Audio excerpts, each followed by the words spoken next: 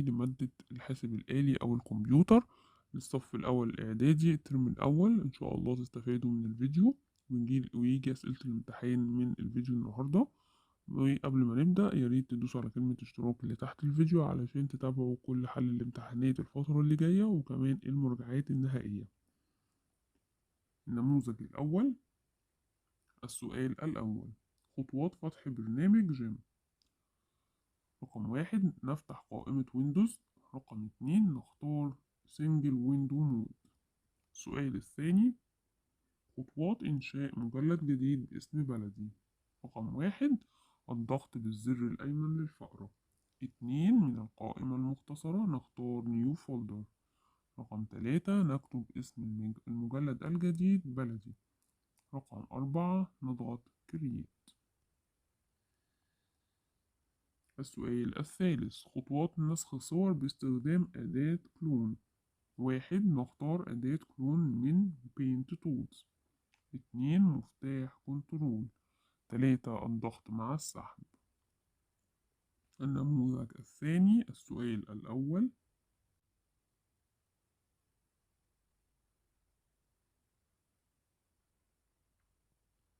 السؤال الثاني: خطوات فتح برنامج. اللي بعد كده خطوات حذف مجلد. اضغط بالزر الأيمن للفأرة على المجلد فتظهر القائمة المختصرة. 2 اختر الأمر Move to Trash. خطوات فتح برنامج جيم. افتح قائمة ستارت اختر منها جيم. اذكر الأداة المستخدمة لتحريك الصورة في برنامج جيم. تستخدم أداة موف تول لتحريك الصورة أو طبقات الصورة أو النص. اذكر الأداة المستخدمة لنسخ جزء من الصورة.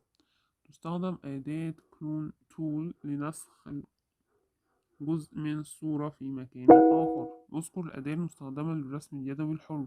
تستخدم أداة بنسل تول للرسم اليدوي الحر. اذكر الأداة المستخدمة لعمل تدرج لوني. تستخدم أداة بليند تول لعمل تدرج لوني باستخدام اللون الأمامي أو اللون الخلفي. خطوات حفظ الملف لأول مرة. من قائمة ملف فايل اختر سيف لحفظ. يظهر مربع حواري. اكتب اسم الملف أمام نيم وحدد مكان الحفظ. اضغط زر سيف. خطوات إنشاء مجلد. اضغط بالزر الأيمن للفأرة فتظهر القائمة المختصرة. اختر منها الأمر نيو فولدر. اكتب اسم المجلد. اضغط على زر كرييت. خطوات قص ولصق مجلد. اضغط بالزر الأيمن للفأرة على المجلد فتظهر القائمة المختصرة. اختر الأمر قط. اذهب إلى المكان الذي تريد نقل المجلد إليه. اضغط بالزر الأيمن للفأرة فتظهر القائمة المختصرة. اختر الأمر باست. خطوات نسخ ولصق مجلد. اضغط بالزر الأيمن للفأرة على المجلد فتظهر القائمة المختصرة. اختر الأمر كوبي. اذهب إلى المكان الذي تريد نسخ المجلد فيه. اضغط بالزر الأيمن للفأرة فتظهر القائمة المختصرة. اختر الأمر باست. ويندوز نختار سنجل ويندو مود. السؤال الثالث: خطوات تحديد المساحات اللونية المتشابهة.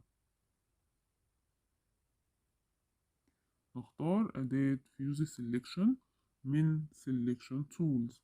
رقم 2 نضغط بزر الفأرة. النموذج الثالث. السؤال الأول: خطوات تغيير اسم مجلد باسم بلدي. رقم 1 من القائمة المختصرة نختار الأمر Rename. 2 نكتب الاسم الجديد بلدي. رقم 3 نضغط الزر Enter. السؤال الثاني: خطوات عكس صورة. نختار أداة فليب من Transform Tools. رقم 2 نضغط بزر الفأرة.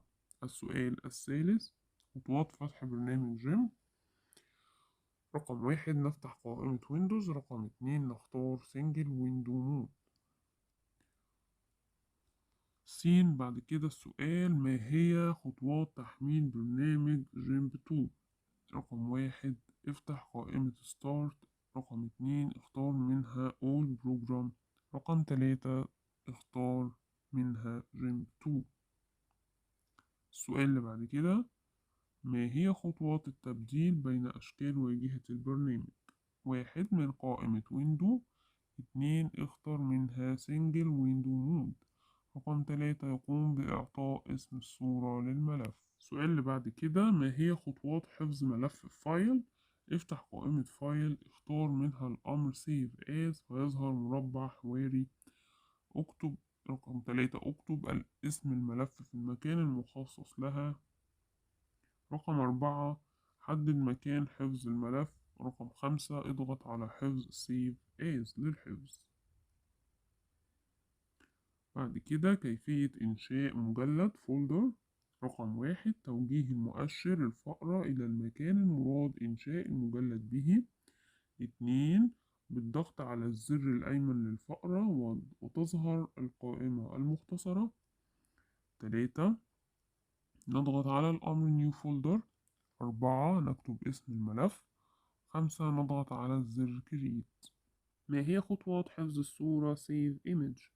1 من قائمة فايل. 2 يظهر المربع الحواري Save Image. رقم 3 تقوم بإعطاء اسم الصورة للملف. 4 اختيار مكان للحفظ. 5 اختيار الامتداد المناسب للحفظ. السؤال اللي بعد كده، ما هي خطوات تصدير ملف؟ 1 افتح قائمة فايل. 2 اختر الأمر Export. 3 يظهر المربع الحواري، اختر الامتداد المناسب للملف واسم الملف. سؤال بعد كده، ما هي خطوات حفظ صورة؟ من قائمة فايل اختار Save. ما هي خطوات إنشاء ملف جديد New Image؟ 1 من قائمة فايل. 2 اختر الأمر New plus N. يظهر المربع الحواري Create a new image. نذكر خطوات وحدات القياس، سعة وحدات التخزين. والواحد البايت بيساوي 8 ب. واحد Do it that time. بايت بيساوي 8 ب. 1 كيلو بايت 1024 بايت. 1 ميجا بايت 1024 كيلو بايت. 1 جيجا بايت 1024 ميجا بايت. 1 تيرا بايت 1024 جيجا بايت.